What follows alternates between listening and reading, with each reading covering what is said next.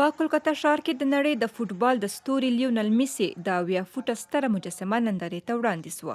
دا مراسم د میسي په مجازي ګډون سره ترسره سول. د هغه انځور په یوه لویه پرده کې ښودل کېده، په داسې حال کې چې مینوالو د ارجنټاین بیرغونه رپول او ځانګړی شور او هیجان یې رامنځته کړی و. دا مجسمه د هنرمند مودي لخوا جوړه سوې ده.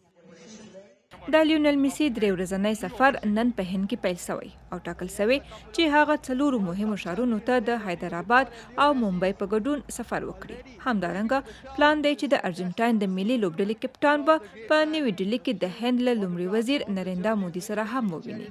دا پیښه د میسي نړیوال محبوبیت او په هند کې د فوټبال د مینوالو د لیوالتیا څرګندونه کوي چې د پراخ ګډون له لارې یې د فوټبال دې افسانې ته خپله مینه څرګنده کړه. د 8 طلایي توپونو ګټونکی میسي په دې 3 ورځني سفر کې لویس سوارز او رودریګو د پیل ملتیا کوي. When the great man is around, anything is possible.